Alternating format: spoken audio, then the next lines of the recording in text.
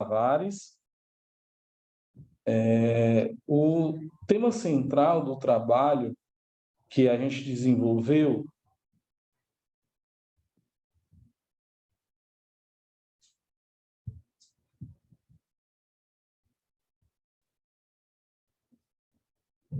Eu acho Será que o livro caiu? O doutor Lívio caiu, certo? Certo, doutor Lívio, caiu a conexão. Um instante que eu vou verificar para ele voltar Ok. logo. Obrigada.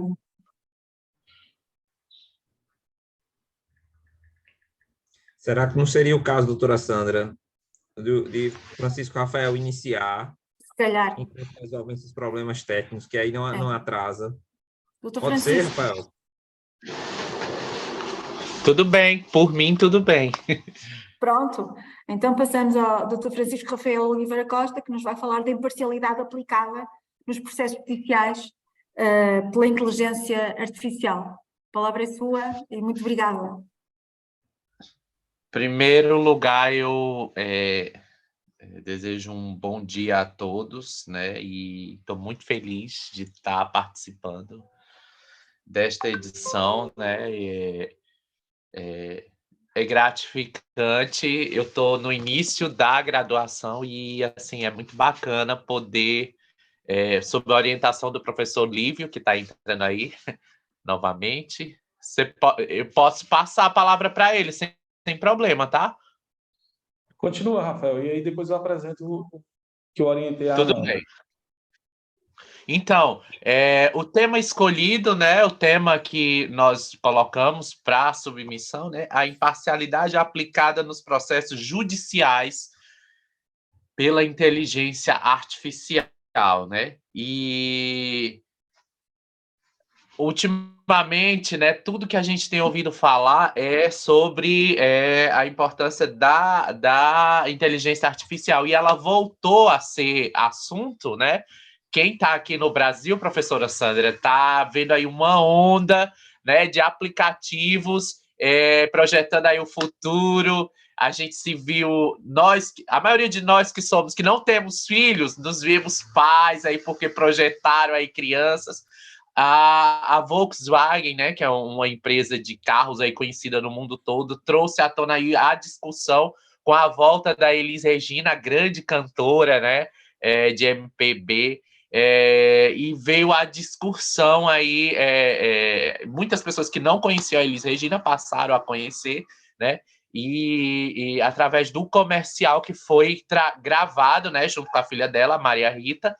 E eles trouxeram a Elis como é que se diz? Num veículo antigo da empresa e a filha dela num veículo atual, né?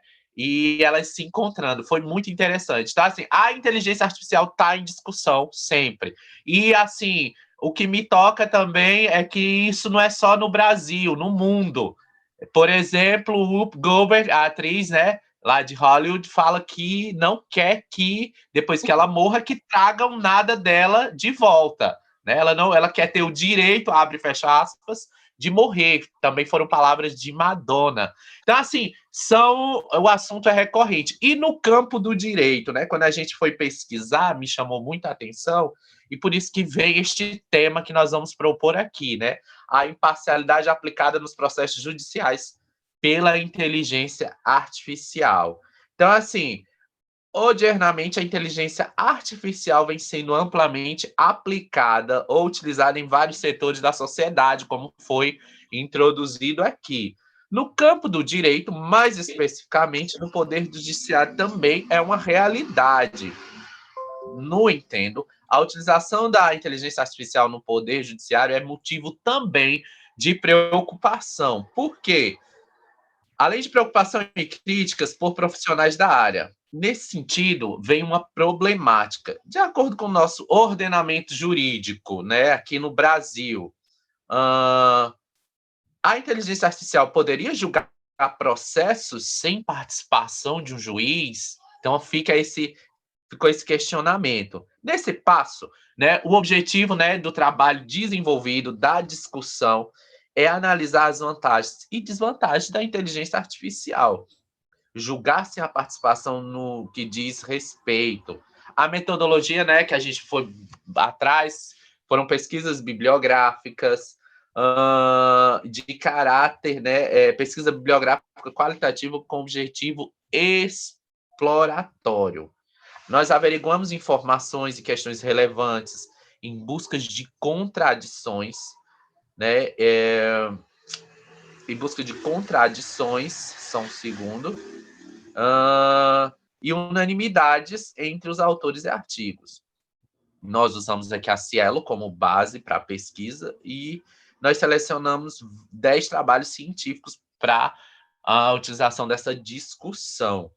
O método utilizado, né, como base para a pesquisa foi o dedutivo. Então, como resultados alcançados, vem a seguinte conclusão. O ordenamento jurídico não permite ainda realizar julgamentos sem a participação do juiz, tendo em vista que nós precisamos ter os princípios da jurisdição, que são eles: o princípio da indelegabilidade, o princípio da inevitabilidade, que são basilares em qualquer, né, além do princípio da investidura, que é o primeiro, né? Eles são basilares em qualquer sistema judiciário. Portanto, a utilização da inteligência artificial precisa ser cautelosa, precisa ser, e as decisões elaboradas por mecanismos de inteligência artificial que precisarão ser revisados pela intervenção, ou tem que ser submetida à revisão humana. Ou seja, nós precisamos ainda, é uma discussão longa, é uma discussão que todos os dias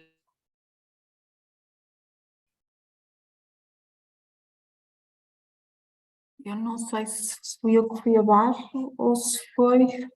Não, doutora Sandra, eu acho que foi. Ok. Eu acho que a internet deu problema.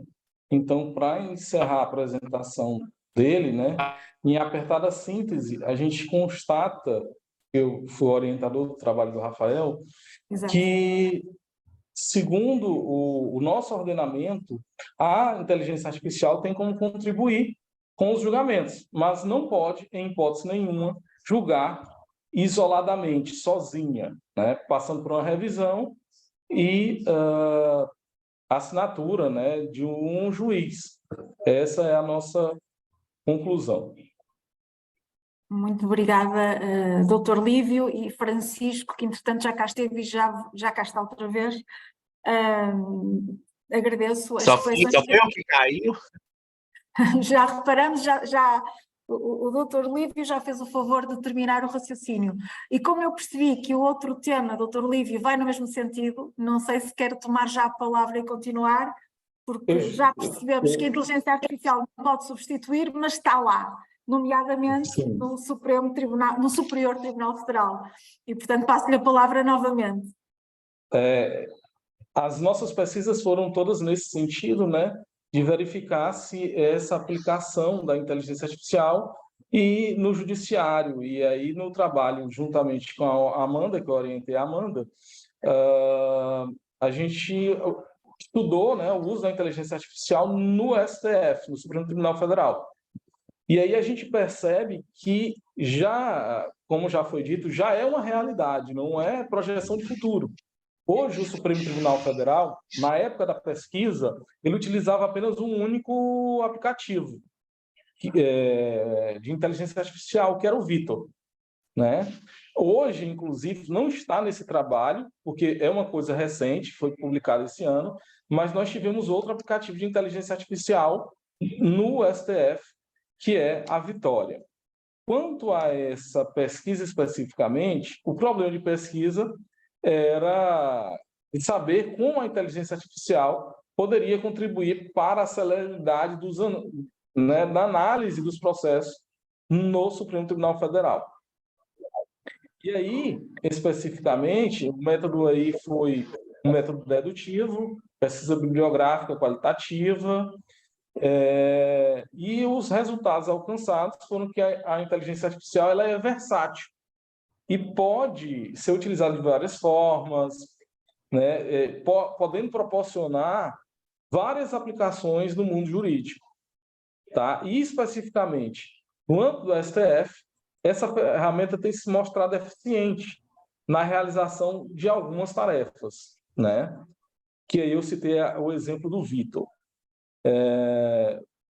Ele economiza tempo, né? E otimiza a prestação jurisdicional, tá?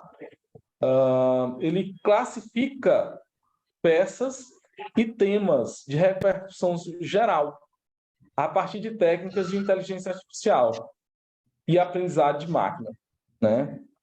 E aí, nesse sentido, a inteligência artificial, o programa Vitor, mostra-se eficiente exatamente na otimização, na eficiência da prestação jurisdicional quanto à questão do tempo, porque ele analisa os processos bem mais rápido, né? E separa por temas. Algo parecido com o novo aplicativo, a nova inteligência artificial Vitória, mas aí a gente vai deixar para comentar isso no próximo Iberoju, uma nova pesquisa. E obrigado pela atenção. Nós é que agradecemos, Dr. Lívio. Agora fiquei quase curiosa, porque disse que a sua análise é quantitativa e provou que é mais rápido, mas ainda não houve nenhuma análise. Qualitativa. Provou que era mais rápido, mas já houve alguma análise se era melhor, seja isso que for, em direito é sempre um bocadinho difícil, mas que a decisão fosse melhor no sentido de mais adequada, menos discricionária, ou isso é o que vem a seguir? Essa análise da qualidade das decisões a gente ainda não teve, né? Okay. Mas a preocupação da gente era na celeridade processual. Claro, que é um valor em si, porque hoje o nosso principal problema no judiciário brasileiro, a meu sentir, que inclusive isso causa uma série de, até para a própria população, de descredibilidade do judiciário, né? É essa morosidade. A gente tem processos aqui que demoram anos e anos e anos e anos. Às vezes, inclusive, acontecem situações que perdem, inclusive, o objeto da discussão, né? Eu tenho até um exemplo próprio, né, meu. O meu pai tinha um imóvel alugado por uma imobiliária que garantia, né, o valor do aluguel. O inquilino não pagou, a imobiliária não fez o pagamento, e aí a gente teve que ajuizar uma ação. Na época, eu nem tinha entrado no curso de Direito. Eu me formei em Direito, passei na prova da ordem, 13 anos depois ele foi receber esse valor. Então, né, a gente sabe que nós temos pouca estrutura no judiciário, que o judiciário ele não tem recursos que acompanhem o crescimento da demanda. Então, essas ferramentas elas podem contribuir nessa perspectiva de análise mesmo, de uma jurisprudência, e aí depois, como o Rafael falou, o juiz ele analisa se aquela decisão ela foi adequada, se foi a mais justa, a mais correta, e aí ele, vamos dizer assim, assinaria a decisão, e isso traria um benefício tanto de celeridade quanto de qualidade nesse aspecto, complementando as duas pesquisas. Ou seja, a celeridade em si é obviamente um valor de justiça quando a celeridade é notoriamente violada. Muito obrigada, Dr. Lívio. Eu agora passaria a palavra, se calhar, ao Dr. Lívio, porque eu desconfio que está aqui uma conferencista, Jair Thaís ou Manuela Moraes, mas creio que nenhuma das duas cá estão. Não estou enganada. A Manuela, ela está em outra sala com outra orientanda. Ok. Então, eu peço a gentileza de colocar ela no final da fila. Pronto. Então, eu devolvo-lhe a palavra assim, mais uma vez, Dr. Lívio, para falar dos Online Dispute Resolutions, vantagens e desvantagens. Esse aí é com ela, tem, né? Era? Então, peraí. E o outro, o Online Dispute Resolutions, quando Os dois são com ela. Ok. E então, passamos à Camila, também não está cá. Camila Barbosa, Maria José de Oliveira Lima e Robson Jesus.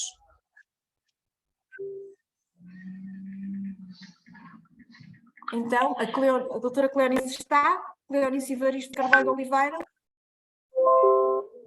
Ela tá com um probleminha técnico, ela não tá conseguindo ouvir, eu não sei o que é. Está difícil isto. E o Jorge Geraldo está cá? Portanto, se eu bem percebo, nós estamos com dois problemas. Temos a Cleonice que cá está, mas não consegue falar, e depois temos várias apresentações que seriam da Manuela Moraes, que está noutro local. A não ser que eu apresente e não tenha prejuízos para ela. Não, doutor Lívio, pode fazer a apresentação, porque pelo regulamento só precisa um dos coautores Só apresentar. precisa um, mas aí Só. ela recebe o certificado de apresentação, tranquilo, né? Sim, se um dos dois apresentarem o trabalho, sim. Pronto. Pois então eu passo a apresentação dos dois trabalhos aí. O primeiro que fala sobre... Inclusive, desculpe, doutor Lívio, interromper, eu deixaria sinalizado para que o senhor apresentou no lugar dela, pode ficar despreocupado. E em relação aos outros nomes chamados, não há ninguém na sala de espera e estamos aguardando. Se realmente mais alguém entrar, eu vou fazer a adição na nossa reunião. Obrigado, Larissa. Pode continuar, doutor Lívio. Bom, mais uma vez aqui a gente está pesquisando sobre tecnologias, né? Só que nesse caso aqui, em vez de estudar a inteligência artificial especificamente falando, nós estamos estudando as Online Dispute Resolutions. No primeiro trabalho, a gente trata sobre vantagens e desvantagens. Pelo amor de Deus, dá um jeito aí pro Lívio não passar vergonha, não tem outra pessoa que possa te ajudar. Rafael, fecha aí o teu áudio aí, por favor. Aí, como eu estava falando, no primeiro a gente trata sobre vantagens e desvantagens, e no segundo a gente trata sobre quais são os conflitos, né, mais eficientes para essa ferramenta resolver. Então, vamos começar pelo primeiro, que eu trato sobre vantagens e desvantagens. Essa Online Dispute Resolution é uma nova tecnologia que trata sobre, na verdade, não é nem novas tecnologias, são inovações tecnológicas, que é um pouco diferente, novas tecnologias de inovações tecnológicas.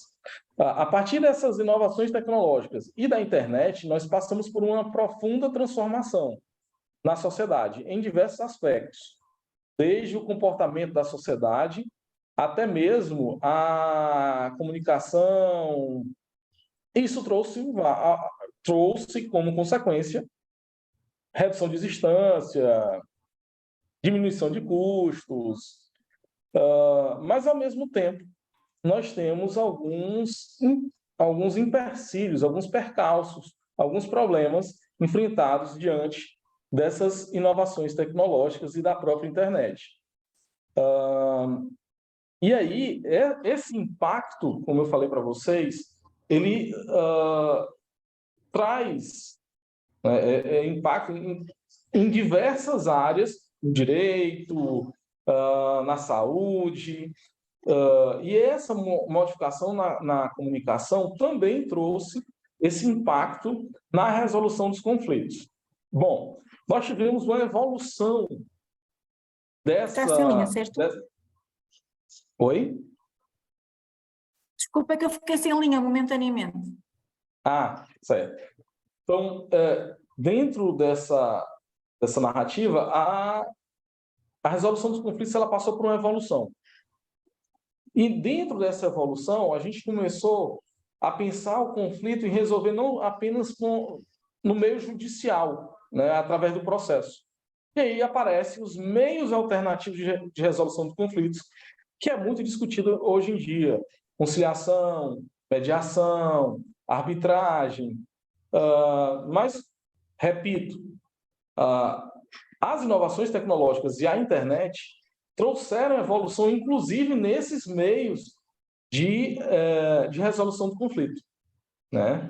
E aí, nessa perspectiva, dessa transformação que a gente chama de ADR para ODR, né?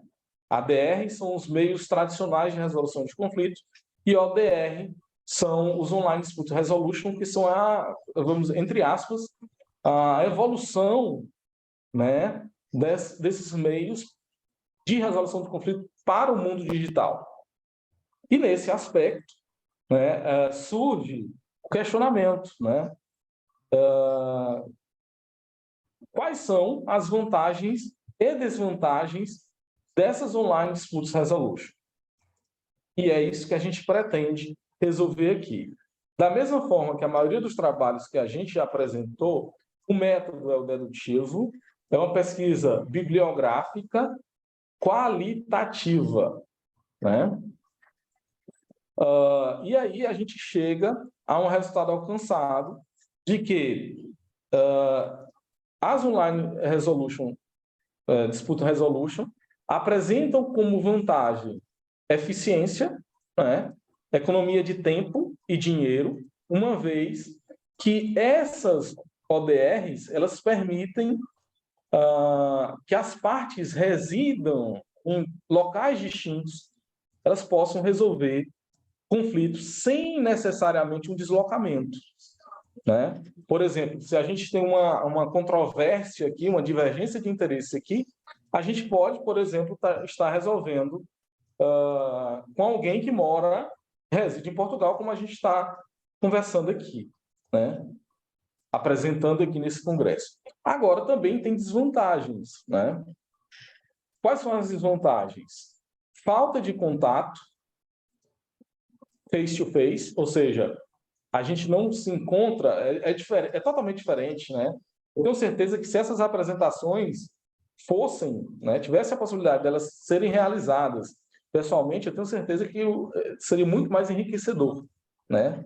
Então, essa falta de contato face-to-face, né, ela traz uma desvantagem até para celebrar o próprio acordo, né? Outros problemas de acesso às tecnologias, isso a gente até testemunhou hoje, né? Rafael, eu caí, eu tive dificuldade, o Rafael caiu, né, a internet dele caiu, entre aspas, vulgarmente falando.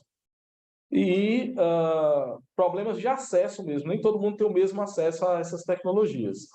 E também nós temos uma que é aqui no Brasil, não existe uma legislação regulamentando propriamente isso, as Online Dispute Resolution. Contudo, né, a gente percebeu que as vantagens elas se sobrepõem em relação às desvantagens, devendo ser analisadas, né, as particularidades dos diversos tipos de conflitos para, a partir daí, identificar se as ODRs são ou não mais adequadas para aquela solução, para aquela situação especificamente falando.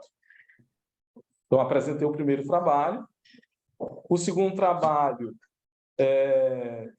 que eu questiono quando são mais eficientes é mais ou menos na mesma linha, o mesmo raciocínio. Eu faço uma introdução explicando essa evolução da tecnologia, só que o problema já que lá eu apontei as vantagens e desvantagens, eu quis identificar nesse outro trabalho, né, quais são os casos, quais são as situações que são mais eficientes, né? Porque a gente falou que isso vai variar de caso para caso.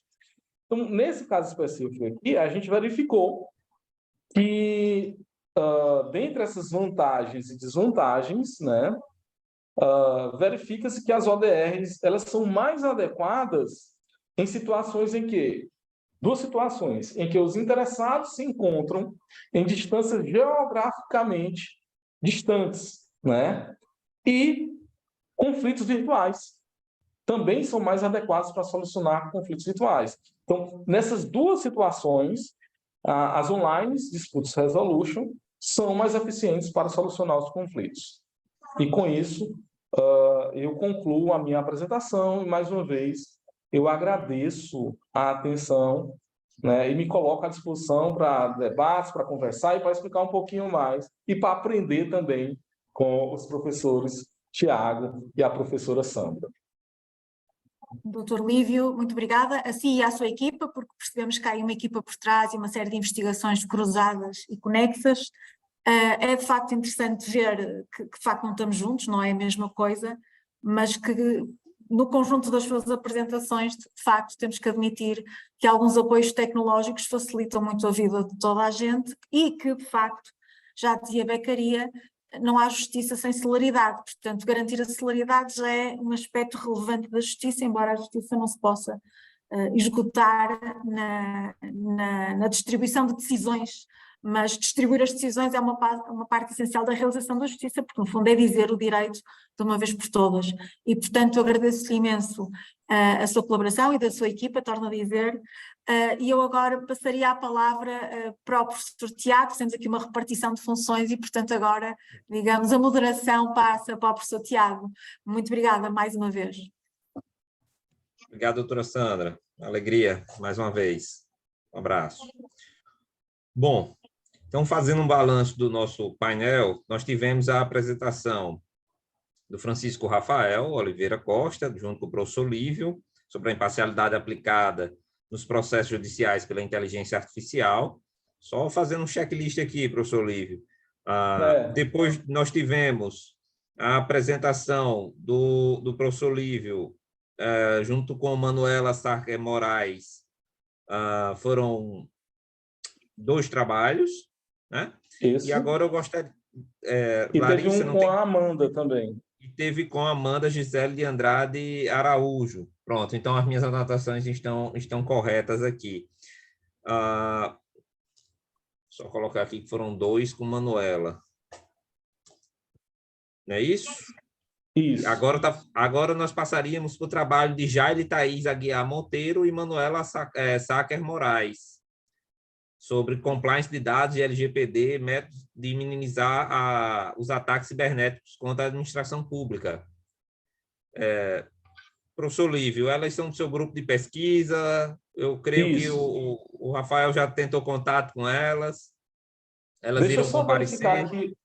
Deixa eu só verificar aqui um minuto, porque assim, a Manuela está em outra sala. Deixa eu verificar se ela desocupou, que aí qualquer coisa eu inclusive chamo ela para cá. Porque eu já encerrei E Jaile? A Jaile e a Manuela. Jaile, perdão. Né? Okay. São 2, Cleonice e Manuela, e Jaile e Manuela. Deixa eu verificar aqui com ela, só um minutinho. Tem um aqui, pois não, Cleonice Evaristo Carvalho de Oliveira. Larissa, Jorge Geraldo Gomes de Magalhães, delitos empresariais e repercussões aos direitos humanos. Ele não pediu acesso, não pediu para entrar? Não, eu estou monitorando a sala de espera, somente a doutora Cleonice que apareceu e voltou. O doutor Jorge realmente não houve nenhum pedido de acesso. Bom, vamos esperar um pouco a resposta do professor Lívio.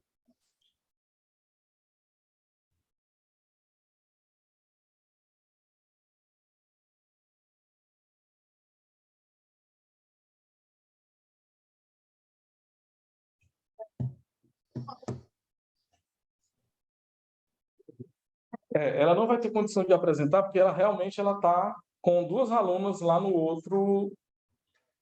na outra sala. Então, deixa eu tomar nota aqui. Larissa, por favor, toma nota aí também. Não apresentaram Jaile e Manuela. Aí, Manuela, eu já sei que apresentou com o professor Lívio. É só esse que são as 2 coautoras.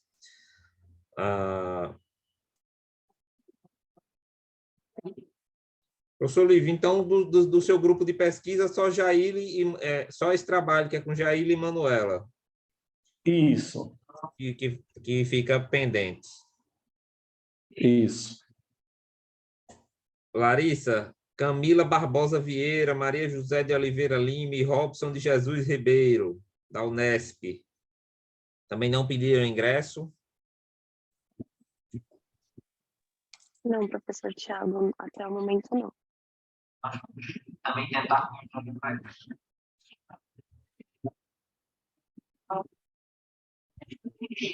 Eu vou falar aqui com Larissa, com o Fábio, para ele dizer se... Ou você manda mensagem aí para ele. Eu já Se a estou gente... avisando no grupo do evento já que está ocorrendo. Pronto, por favor, porque qual é a providência que a gente toma? Porque faltaram alguns, infelizmente não dá para a gente ficar esperando muito tempo, professor Lívio, porque a gente não sabe quando eles irão aparecer. Podem aparecer daqui a Verdade. 10 minutos ou podem aparecer daqui a 1 hora. Eu Aí entendo. fica complicado. Se soubéssemos pelo menos que chegariam em poucos minutos, claro que esperaríamos, né? Na verdade, eu não tenho como garantir, porque ela está apresentando o último trabalho lá, mas eu não sei se vai demorar 10 minutos, 20 minutos, então realmente para ocupar o tempo dos senhores é meio complicado. A professora doutora Sandra nem conseguiu ficar mais, porque estava com o horário apertado, por causa do fuso horário em Portugal, né? A questão Sim, isso tem sim. um certo impacto.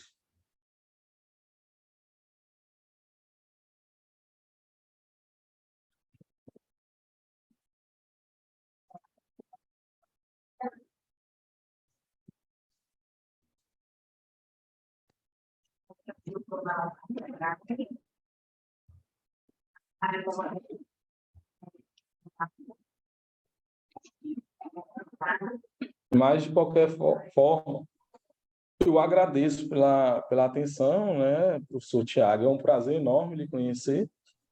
A alegria é nossa. Vou trocar aí contatos, né? Estou Você aqui, está indo no Piauí, né? estou no Piauí. Isso. Aqui no nosso programa de pós-graduação em Direito da UFRN, inclusive eu estou na coordenação, nós temos a linha 1, que é sobre Eu Constituição, conheço, regulação, só me e alguns interrompendo, eu colegas... conheço um professor daí, que é o professor Fabrício. Olha aí, professor Fabrício, é o meu vice-coordenador, meu amigo. Eu, inclusive, convidei ele para uma palestra aqui no Piauí. Ele teve de forma virtual, né? A gente... Desculpa, gente. Tá tão corrido. Cara, que Pronto, então, deu certo agora. Em razão da administração pública não possuir meios para garantir a segurança dos dados, que ocorrem vários ataques cibernéticos e vazamentos de dados. Então, dessa forma, é necessária a criação de métodos capazes de inibir esses ataques cibernéticos e possíveis vazamentos de dados para terceiros, certo? Dentre esses métodos... Ai, meu Deus, sai daqui. Dentre esses métodos, destaca-se a criação da legislação específica para o meio virtual, que é chamado de LGPD, né, que é a Lei Geral de Proteção de Dados, e a implementação do compliance de dados para a melhoria do tratamento de dados feitas por essas empresas e pela administração pública. Então, dentro dessa temática, a gente veio com essa problemática na nossa pesquisa, né? Como que o compliance de dados ele pode facilitar essa diminuição dos ataques cibernéticos sofridos pela administração pública? O objetivo do nosso trabalho é verificar esses métodos que são utilizados pela administração pública para promover a limitação de danos que são causados, né, pelos ataques cibernéticos. O método que nós utilizamos na nossa pesquisa foi a bibliográfica qualitativa, certo? E o método também, a pesquisa foi desenvolvida através do método dedutivo, e os resultados alcançados foram os seguintes, certo? Que encontramos, os resultados foram aplicados, né, do compliance à proteção de dados, observando a questão da LGPD, que será possível, então, inibir os ataques cibernéticos que se intensificaram devido ao aumento de dispositivos digitais que estão conectados junto a, como é que eu posso dizer, no mesmo momento. Pois através da LGPD surgiram provas de punir os agentes que atentam contra essa privacidade e a liberdade dos usuários. Ademais, né, o compliance de dados contribui com a garantia tanto das empresas privadas, né, como também com a administração pública, que deve agir de acordo com as leis existentes, né? Seguindo o processo específico para que o tratamento e a coleta dos dados na internet elas sejam, de fato, eficazes, né, e seguras. Foi bem corrido, né, o meu trabalho, porque eu fui no painel, eu estou em outro, já vou para outro, mas nosso trabalho foi baseado nisso. Muito obrigada, professor Tiago, por nos aguardar. E é isso, gente. Obrigada e estou aqui disponível para eventuais questionamentos. Muito obrigado, Manuela. Me parece que sempre no mesmo contexto aí da pesquisa do professor Lívio, né? Temos mais um, Cleonice Evaristo Carvalho de Oliveira e Manuela Sacker Moraes também. Manuela vai sair com um monte de certificado do evento, isso é certo. Manuela, você vai fazer a apresentação ou Cleonice vai fazer? Cleonice está aqui, mas até agora eu não sei se áudio, vídeo, se está funcionando, se estão funcionando. Professor, eu posso dar início, mas eu não sei, da Cleo. Professor, é melhor começar, porque, enfim, né? Tá certo. Melhor, por favor. Também então, 10 professor, minutos. Tá. Então, professor, nosso trabalho, meu e da aluna Cleonice, né? O tema do nosso trabalho é a liberdade vigiada através do monitoramento eletrônico, certo? Então, como a gente sabe, né, o Brasil ele apresenta cada vez mais dados alarmantes, né, com essa questão da criminalidade, bem como essa questão dos efeitos, né, que acontecem com o encarceramento em celas, né, excesso de lotação, né. Então, diante desse cenário catastrófico, né, que a gente vive, a gente fez essa análise, né. Cleonice? Não sei se tinha sido a Cleonice, desculpa. Então, a gente fez essa análise, né, para ver a necessidade do uso de alternativas que venham a melhorar a forma de punição e a prevenção dos crimes, tais como são esses mecanismos, né, tecnológicos que garantem assim o cumprimento da lei como uma forma mais humanizada. A nossa pesquisa trouxe a problemática que é a seguinte, né, que no cenário atual, apresentando anteriormente a aplicabilidade do monitoramento eletrônico no sistema prisional, surge a questão do seguinte, de que forma que esse monitoramento eletrônico ele poderia contribuir no sistema penitenciário. O objetivo do nosso trabalho é analisar a aplicabilidade do monitoramento eletrônico nos presídios, certo? Como forma de punição, sem que possa infringir os direitos humanos das pessoas em conflito com a lei. O método que nós utilizamos foi através de uma pesquisa bibliográfica qualitativa e o objetivo explanatório, né?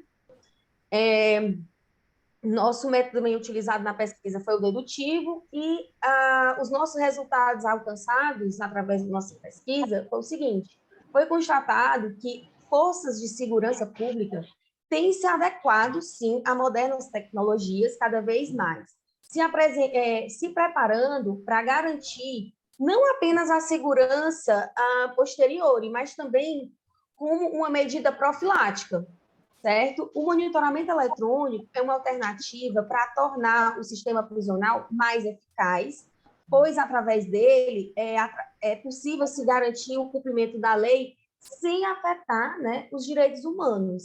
Reduz também a questão dos gastos para os estados, ajuda a questão da superlotação, né, do sistema carcerário e previne crimes mais graves, uma vez que os infratores da lei estarão em constante vigilância. Então, esse foi o nosso trabalho, meu e da Cleonice, da aluna Cleonice, obrigada, e também continuo disponível para eventuais questionamentos. Manuela, nesse caso da liberdade vigiada, me vem a preocupação, inclusive o Estado do Rio Grande do Norte está passando por esse problema de orçamento para manter esse programa. Aqui não conseguem ter tornozeleiras eletrônicas para todos os apenados que estão cumprindo regime semiaberto, ou mesmo em saídas temporárias. E aí isso gera um problema muito grande. O presídio está superlotado, eles têm direito ao regime semiaberto, mas o Estado não tem dinheiro para comprar e para manter o monitoramento, essa liberdade vigiada. Então, teria aí também uma questão econômica, mas o que é que sai mais barato? Manter alguém no presídio ou o monitoramento eletrônico? Essa é uma questão que, se você fica assim, a sugestão Sim, de oportunamente você trazer, porque eu, pelo menos, fiquei muito curioso, porque se uma pessoa em situação de cárcere, ela custa aí uns R$ 1.800, no mínimo, para o Estado, esse monitoramento, será que ele vai ser mais caro que isso? Eu acredito que não. Eu acredito que ele vai ser um valor menor. Então, sairia muito mais barato o monitoramento efetivo do que manter o indivíduo que, às vezes, é de baixíssima periculosidade, crimes os próprios crimes contra a administração pública ou crimes que não envolvem violência, enfim, que poderiam ter esse monitoramento mais efetivo do que crimes patrimoniais. Sim, claro, e assim, a questão da ressocialização, do convívio com a família, porque assim, a gente sabe que os nossos presídios parece que é uma fábrica de crimes cada vez mais perversos, né? A realidade é muito triste. Então, a ideia mesmo, eu concordo com o senhor, professor. Talvez, eu acredito que seria mais... Eu estou sendo ouvida? Oi, Cléo. Desculpa por interromper, só porque eu consegui ter acesso agora. E eu consegui ouvir a pergunta do professor Tiago. Eu posso dar continuidade, se não for incomodar muito? Pode, Clânice. Pode, por favor, fica à vontade. Pronto. Primeiramente, desculpa as interferências. A sua pergunta eu achei muito importante, porque a nossa pesquisa ela inclui justamente em cima do que você indagou, a questão dos custos que todos os estados têm sofrendo para manter um preso em cela, e eles estão sempre, a maioria deles buscam por forma digna, embora estejam em presídios, eles buscam sua dignidade como pessoa humana. E o trabalho ele foi exatamente para diminuir os custos para o Estado e dar uma boa estabilidade para esse preso quando ele tem o seu direito de estar em liberdade fora dos presídios. Dessa forma, se torna, sim, um recurso mais viável a estarmos colocando em prática, porque não só trazendo para as tornozeleiras, já existe, saibamos que é um método que já existe. A questão do projeto é de aperfeiçoar dentro das tecnologias para que essas tornozeleiras se tornem micros empreendimentos mais fáceis de ser trabalhado, mas que o custo seja bem menos reduzido e que tenha uma eficácia maior. Porque as tornozeleiras, nós temos algumas empecilhos, que tem muitos que conseguem ainda inibir os sinais e conseguem estar tirando ela. Então, o intuito do projeto é de buscar recursos tecnológicos, aproveitar os avanços, para que nós conseguimos adentrar em uma tecnologia mais evolucionada, mais avançada, pode ser através de um chip, no caso, o custo para manter será mínimo para o Estado, e dando essa liberdade também para o preso estar, como a Manuela falou, estar com sua família, se reabilitar no seu meio, dar uma segunda oportunidade para que ele consiga tentar se adentrar à sociedade e ser uma pessoa redimida, porque o intuito da prisão não é fazer com que aquela pessoa se torne, deixe de ser uma pessoa, deixe de ter a sua dignidade, os seus direitos. Ela vai sempre manter os seus direitos. Porém, nós temos que ressocializar e manter ela presa longe da sociedade não será uma boa forma de ressocializar essas pessoas. E aí, um dos motivos do qual o trabalho já foi apresentado, eu consegui ouvir a professora Manuela apresentando muito bem, e a sua pergunta, ela caiu dentro das nossas indagações, porque um dos motivos é diminuir os custos, e diminuir as superlotações dentro dos presídios e fazer com que os estados consigam manter um preso dentro da sua dignidade, dentro dos seus direitos, que também não vá sofrer muito para os cofres públicos. Com licença, professor, Pois eu não. vou pedir com licença, porque eu tenho que apresentar agora outro trabalho. Vou para outro painel, Tudo mas bem. muito obrigada aí pela atenção de todos. Que bom que deu certo que a Cleo entrou. E um bom dia para vocês, certo? Dá uma Bom saidinha aqui. dia, Manuela. Obrigado. Professor Tiago, foi um enorme prazer, né? A gente encerrou, acho que agora não falta nenhum. E peço até Seu grupo de desculpas pesquisa aí. está forte aí, né? Com a participação no evento. Muito bem, parabéns. A gente tentou participar da UFRN, aquele internacional. Só que quando eu fiquei sabendo do edital, já estava muito em cima. E não deu. Ah, A farei gente outros e direi ao professor Fabrício para mandar o convite logo de cara. Será uma Pronto, a gente alegria. está aqui para contribuir, professor. E Obrigado. de pronto já está sabendo que vai receber o convite para palestrar para a gente aqui. Obrigado, fica à disposição. Sempre bom interagir com os colegas. Um abração. Um abraço, até mais. Até logo. Larissa, Camila Barbosa Vieira, Maria José de Oliveira e Robson de Jesus Ribeiro não Não estão em apareceram. outras salas e nós já verificamos, não estão em outras salas, realmente não compareceram. E George Geraldo Gomes de Magalhães. Também não.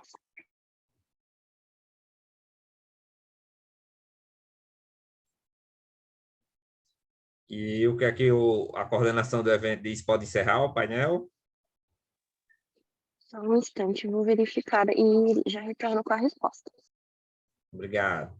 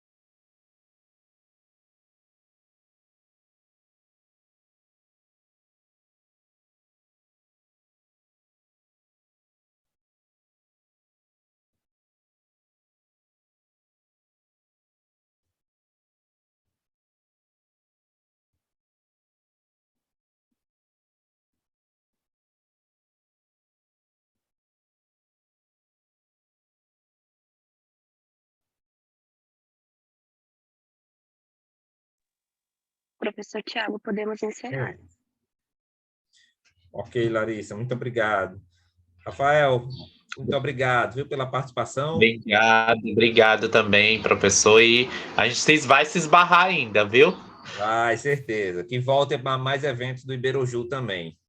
Com certeza. Muito obrigado, tá? Bom dia a Obrigado. todos.